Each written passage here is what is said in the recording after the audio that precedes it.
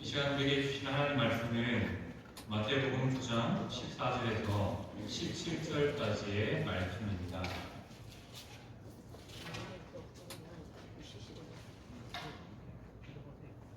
마태복음 9장 14절에서 17절까지의 말씀을 천천히 함께 읽도록 하겠습니다. 함께 읽습니다. 그때 요한의 제자들이 예수께 나와 이르되 우리와 바리새인들은 금식하는데 어찌하여 당신의 제자들은 금식하지 아니하나이까? 예수께서 그에게 이르시되 본인집 손님들이 신랑과 함께 있을 동안에 슬퍼할 수 있느냐? 그러나 신랑을 빼앗길 날이 이르리니 그때에는 금식할 것이니라. 생배 조각을 다른 곳에 붙이는 자가 없나니 이는 키운 것이 그곳을 향되어 헤어짐이 더하게 되며 새 포도를 낡은 가죽에 넣지 아니하나니 그렇게 하면 부대가 터져 포도주도 쏟아지고 부대도 버리게 되니라. 새 포도주는 새 부대에 넣어야 둘이 다 보존되느니라. 아멘. 요즘 사람들이 의식이 많이 바뀌었습니다. 그래서 아마 여기 앉아 계신 분들은 젊은 세대를 바라보며 이해하지 못할 행동들을 많이 보게 됩니다. 예를 들면 알바를 간다고 해서 첫 면접을 보고 첫 출근했습니다. 그리고 다음날 힘들어서 잠수를 줍니다. 사장이 전화해서 전화도 안 받고 이게 어떤 일인지 알 수 없고 그리고 며칠 뒤에 전해서 하루 일한 일삭을 보내주십시오 라고 말을 합니다. 이거 이해되십니까? 아마 여기 계신 어르신들은 한 번도 그렇게 살아보지 않았기 때문에 그 일에 대해서 이해하지 못할 겁니다. 근데 의외로 요즘에 MZ라고 하는 젊은 세대들이 이렇습니다. 어느 직장에 취업을 했는데 너무 힘들어요. 한두 달 있다가 그 직장을 나옵니다. 이거 이해 안 되죠? 그래도 젊은 청년이 되었고 성인이 되었는데 한 직장에 그래도 꾸덕하게 그래도 잠시는 좀 있어 봐야 되는데 바로 그만두고 나오는 이러한 모습들 이해 안 되시죠? 왜 그런 일이 생기냐면 젊은 사람들의 생각이 좀 다릅니다. 내가 부당하다 여긴 받으면 그걸 못 견디는 겁니다. 내가 그만큼 해서의 값어치를 얻지 못하면 그것에 대해서 견디지 못하는 그러한 마음들, 모습들이 나타나게 됩니다. 교회라고 좀 다를까요? 교회도 비슷합니다. 우리의 시절이 바뀌어서 세상이 바뀌어서 아마 이 이야기를 들으면 좀 이해 안 될 분들도 있을 겁니다. 저희 교단은 조금 덜한데 다른 교단 같은 경우에는 이런 전도사님들이 많습니다. 신대원 다니는 전도사님들이 많습니다. 교회 사역을 안 해요. 그럼 어떻게 그들이 생계를 이어가느냐? 주말, 토요일, 주일을 쿠팡 배달을 합니다. 이틀 동안 빡시게 일하면요. 교회 사역하는 것보다 더 많은 사례가 월급이죠. 월급을 받습니다. 그런 값이 안에서 교회 가서 시달리다가 와서 공부하기도 힘들고 또 주중에 일 있으면 불려나가는 그런 교회보다 차라리 주말에 마음 편하게 일하고 또 주중에는 또 집중해서 공부하는 일을 택하자라고 하면서 그 사역으로 뛰어드는 그 일주로 뛰어드는 전도사님들이 의외로 많습니다. 그래서 지금 한국교회에 부교육자가 없다는 일 중에 하나가 뭐냐면 이런 전도사님들이 의외로 많습니다. 왜냐하면 한 분이 시작했는데 보니까 너무 편해 보이는 거예요. 물론 육체적으로는 고난하지만 정신적으로 받는 스트레스가 없고 주중에 또 학업에 집중할 수 있는 모습을 보니까 그리고 방학 때 두 달 동안 빡시게 일하면 학비까지 나오고 생활비까지 나오는 그런 환경이 있으니까 차라리 그렇게 일하고 교회 사역을 좀 멈춰있는 그런 분들이 의외로 많습니다. 그래서 이제 갓 졸업하고 강도사가 되고 목사가 되신 분들이 교회 오면 사역에 능률이 좀 많이 떨어집니다. 왜냐하면 사회가 현실이 그렇게 좀 만들어놨고 그러한 상황들이 우리에게 펼쳐져 있습니다. 이런 상황 앞에서 우리는 전도사님들을 어떻게 이해될까요? 이상하다라고 이해될까요? 시대가 좀 달라졌습니다. 그 사실을 우리는 좀 인정해야 될 것 같습니다. 그들의 삶의 가치가 스트레스 받고 공부하는 것보다 스트레스 없이 그 몸을 좀 보담해도 그 더 많은 돈을 받게 되는 그 자리를 선택하는 그러한 모습들이 나타나고 있다는 사실을 기억해야 되겠고요. 그리고 뭐 우리 교회 하나님께서 분명히 복을 주신 건데 언젠가 또 부교육자를 구하게 될 때 이것들에 대한 생각들이 없으면 전도사님이든 부목사님이든 부교육자들을 모실 수 없는 그런 상황이 될 수 있다라는 것도 생각해봐야 됩니다. 물론 그 중에 적은 사례에도 열심으로 섬기는 전도사님도 분명히 있습니다. 그런데 의외로 많은 숫자가 택배를 나가면서 살아갑니다. 제 동기 중에도 열심히 사역하시다가 최근 한 4년을 택배를 나가시는 목사님이 계십니다.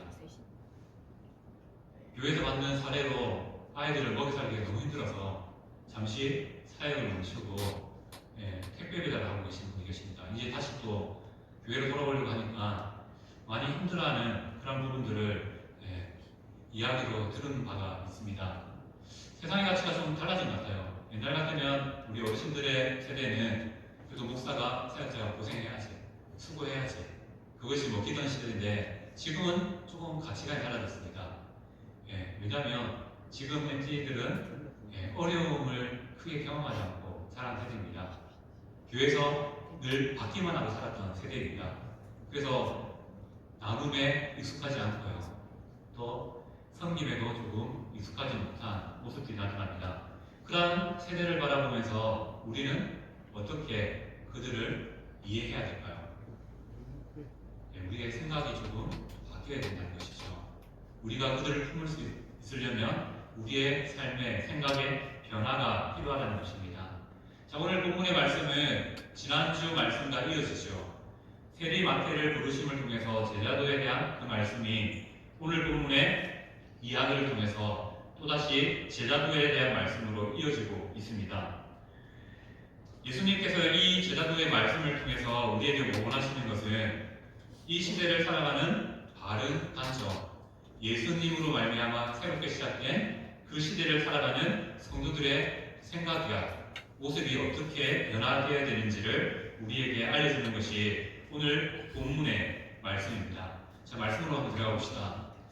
세례 요한의 제자들이 예수님의 제자들을 바라보고 예수님께 질문하죠. 어떤 질문입니까? 예수님의 제자들은 왜 금식하지 아니합니까? 라고 질문합니다.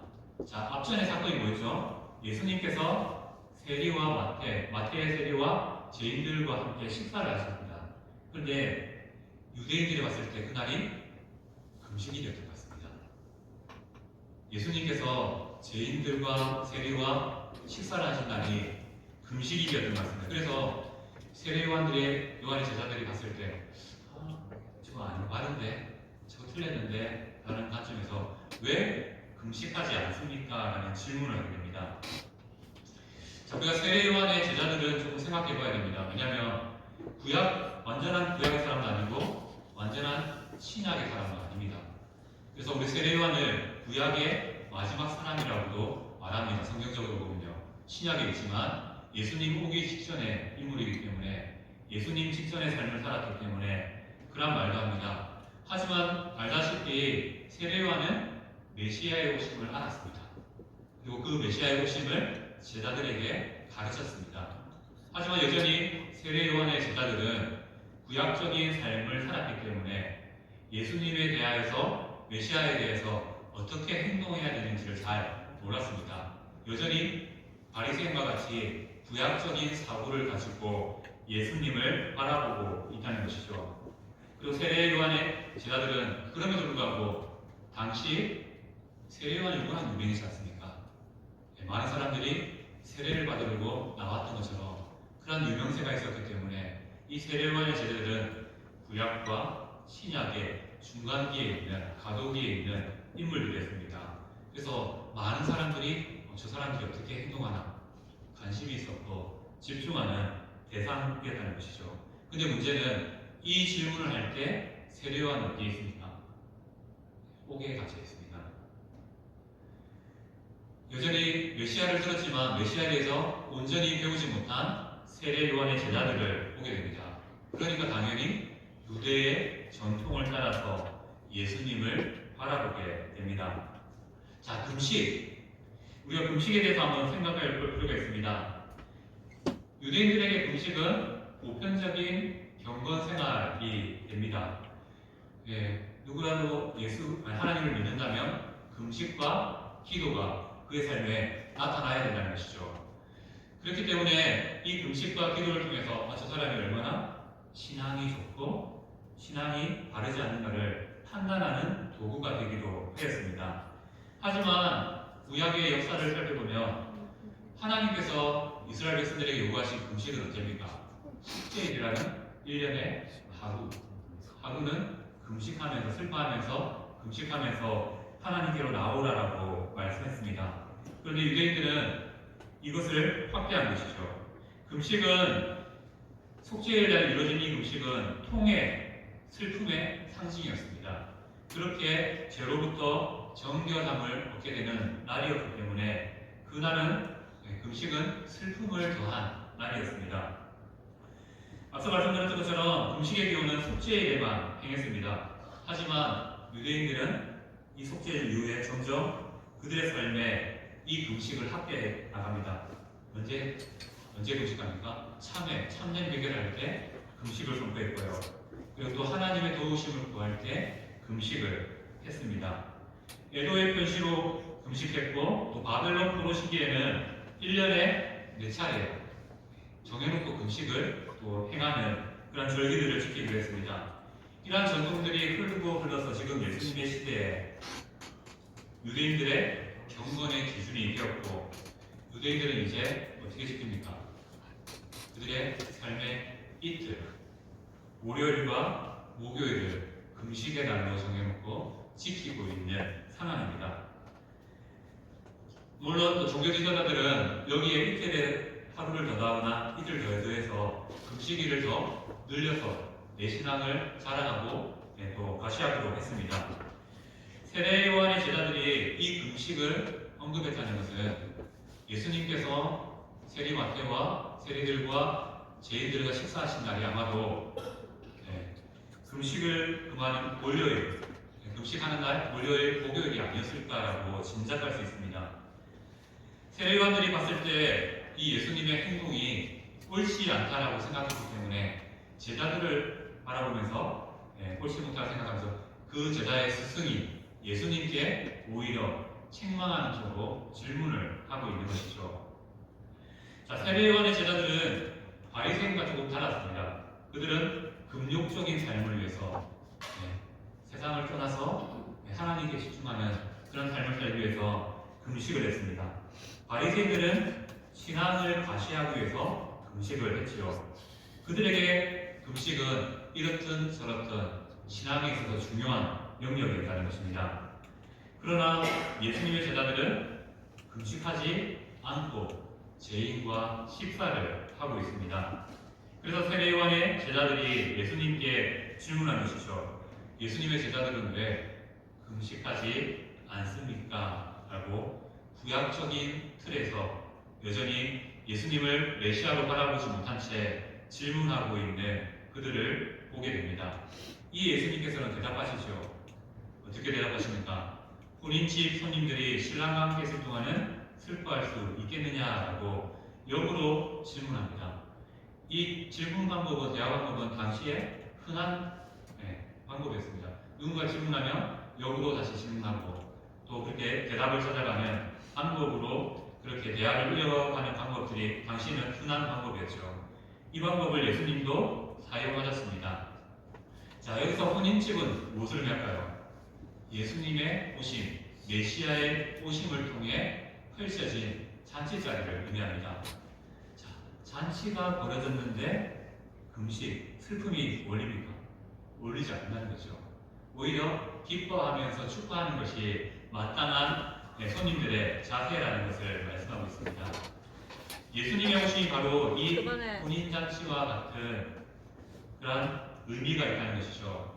구약 성경을 보면 하나님을 이스라엘의 신랑으로 표현합니다. 이 신랑이라는 표현이 신약시대에 보면 예수님이 우리의 신랑이 되어 주시죠.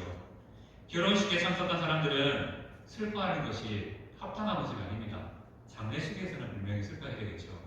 그런데 결혼식 왔는데 내가 울고 있으면 저 사람은 무슨 사연이 있어서 저렇게 될까 이 의문도 생길 거고 저건 예의도 아니다라고 생각되어질 겁니다.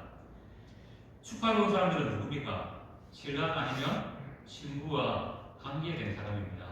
그렇기 때문에 마땅히 그 둘의 결혼을, 혼인을 축하하는 것이 마땅하시죠. 그런데 상황을 바꿔봅시다. 신랑과 신부 중 한 명이 갑자기 실종당한 겁니다. 갑자기 어떻게 죽게 되었든지 사라지는 일이 생겨버린 겁니다. 그때는 어떻게 됩니까? 혼인집이 이제 장례식장이 됩니다.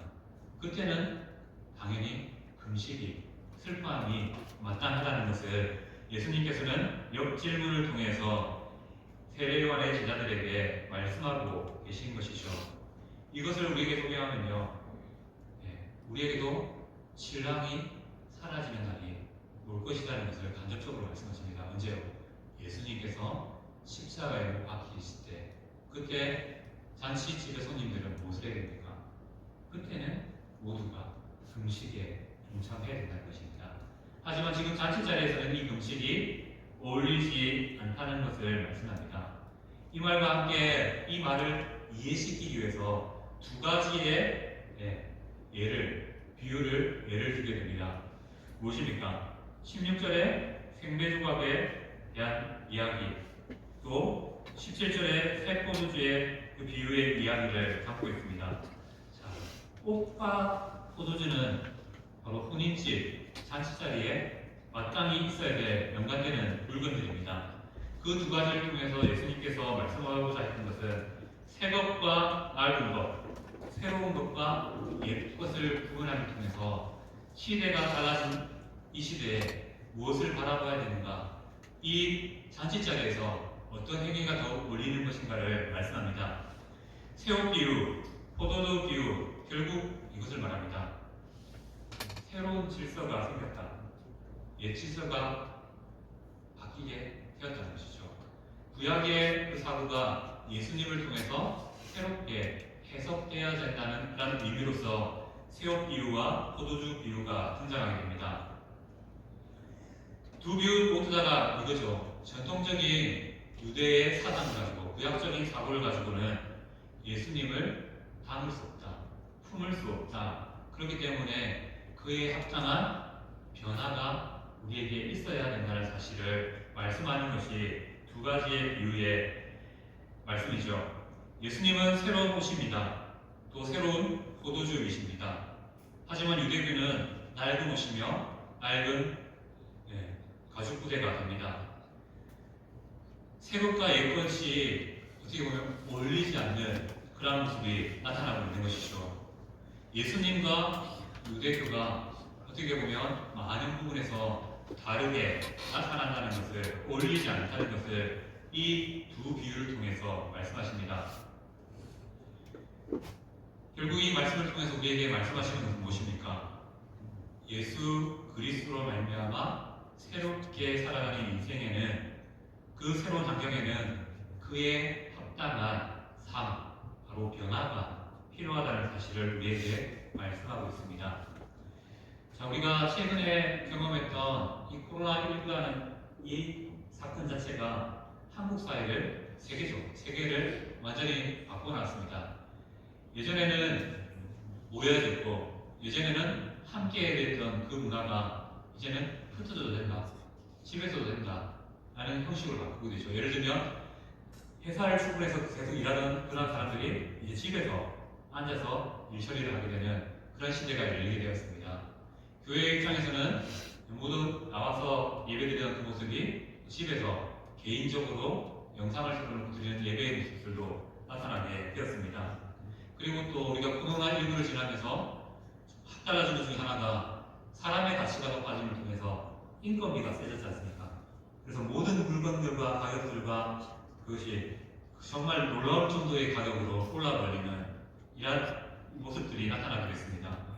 왜냐하면 모이지 않는 동안 사람이 얼마나 중요한지가 대대해졌고, 한 사람이 일하는 그 일꾼의 가치가 높아졌다는 것이죠. 그렇게 코로나19를 기준으로 전과 후가 한국 사회도 달라졌고요, 교회도 많이 달라지게 되었습니다. 우리는 그러한 위치에 지금 어떻게 보면 서 있는 것이죠. 달라진 세상 앞에 우리는 여전히 과거의 기준을 가지고 서 있습니다. 물론 이것이 말씀의 기준은 우리가 분명히 붙잡아야 되는 겁니다.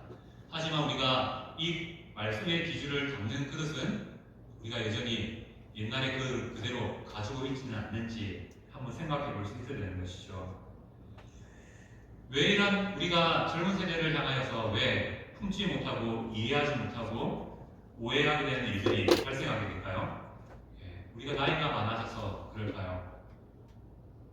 그것보다는 우리 안에 수용성이 약해져 있기 때문이라고 생각해집니다. 우리 안에 어떻게 보면요, 하나님 주신 은혜의 충만이 나타나야 되는데 은혜의 상실이 우리를 과거에 계속 발을 묶어놓는 그런 모습으로 나타날 수 있다는 것이죠.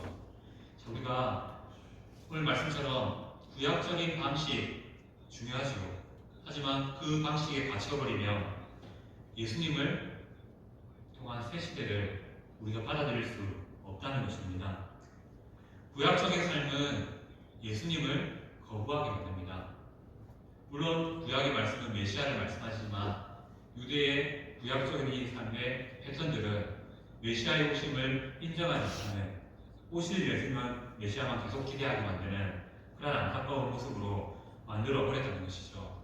그래서 예수님이 오신 그 자리에 제자들은, 예수님을 믿는 성도들은 새로운 그릇이 되어서 예수님을 담아야 된다는 것을 오늘 말씀을 통해서 우리가 알 수 있습니다. 우리의 신앙은 예수님을 담기 위해 우리 삶에 담기 위해 합당한 변화가 요청되는 시점에 있다는 사실을 기억해야 됩니다. 그리고 또 기억해야 될 것은 말씀의 오늘 말미에 보면 예수님은 말씀하시죠. 둘 다 보존되어야 된다라고 말씀하십니다. 예수님으로 시작한 새 시대의 변화, 이것은 우리에게 수용성, 다양성을 인정하는 그런 모습으로 나타나야 됩니다. 하지만 여전히 새 언덕과 넓은 부대, 새술과 넓은 부대 모두가 보존되어야 된다는 사실을 우리는 기억해야 됩니다. 구약이 필요 없나요? 필요합니다. 우리는 예수님을 통해서 신약의 시대를 살아야지만 여전히 구약의 말씀도 필요합니다. 하지만 이 구약의 이 말씀을 우리는 예수님이라는 안경을 통해서 우리의 삶에 담아내야 된다는 것이죠. 그러기 위해서 우리는 변화, 특별히 수용성, 다양성을 인정하는 그러한 믿음의 모습으로 나타나야 되고 세워가야 된다는 것입니다. 물론 변화가 무조건 옳은 건 아니죠. 하지만 새술은 새 부대에 담아야 된다고 말합니다. 기존의 신앙을 기준으로 새 시대를 우리가 품기 위해서는 변화가 필요하다는 것이죠. 그 변화는 무엇입니까? 바로 우리의 삶의 신앙의 수용성을 갖는 것입니다. 다양성을 인정하는 그런 모습이 우리에게 필요하다는 것이죠. 제가 왜 서두에 지금 신대원 전도사님들의 그런 일함의 특징을 말씀드렸냐면 시대가 가치가 좀 다른 것 같습니다. 물론 교회 사역을 통해서 겸손한 자리에서 적게 받아도 수고해야지 라고 말하면 저는 할 말 없습니다. 할 말 없습니다. 하지만 그들은 다른 시대를 살았고요. 집에서 부족함이 없이 살았습니다. 그 부족함이 없는 사람들에게 교회가 부족함을 요구하면 단번에 MZ세대가 늘 하는 것처럼 때려치우고 다른 곳으로 가는 이상한 일들이 일어납니다. 실제로 이러한 전도사님들 중에 마음을 잘 먹고 교회 사역을 한번 시작해야 되겠다 해서 교회 갔다가 인사하고 다음 주부터 사임하는 그런 일도 실제적으로 지금 우리 주위에 일어나고 있습니다. 그들을 책망하는 것도 필요하죠. 그들의 바르지 못함을 지적하는 것도 필요합니다. 하지만 우리가 이러한 시대의 달라짐 앞에 우리 교회가 젊은 사람들을 품고 젊은 사람들과 함께 신앙생활하기 위해서는요, 우리 안에 변화가 필요합니다. 그 변화는 말씀의 기준을 바꾸자 아닙니다. 더 많은 것들을 담을 수 있는 그릇으로 수용성으로 나타나야 된다는 것입니다. 그리고 개개인의 다른 모습들을 인정할 수 있는 모습으로. 물론 틀린 것은 바로잡아야 되죠. 틀린 것은 바로잡아야 됩니다. 하지만 틀리지 않았다면 그 사람을 인정하고 그 사람을 수용하는 모습으로 살아가야 될 것입니다. 바로 그것이 오늘 말씀의 또 다른 의미가 아닌가 생각합니다. 우리가 예수님을 닮으려면요, 과거에 되어 있으면 그 예수님의 크신 은혜가 우리 삶에 담기지 않는다는 것이고요. 또 마찬가지로 우리가 이 교회가 많은 사람들을 담으려면, 품으려면 우리에게도 수용서, 그 사람을 인정하고 그 사람은 무조건 나쁘다라고 말하는 것보다 그 사람이 왜 그랬을까를 생각하면서 그 사람을 품으려고 하는 그 마음이 필요하다는 것입니다. 이것이 바로 예수님께서 이 시대에 요구하시는 제자의 모습이라고 생각되십니다. 우리의 삶의 변화를 예수님이 주신 말씀으로, 안경으로 해석할 수 있는 성령 되시기를 부탁드립니다.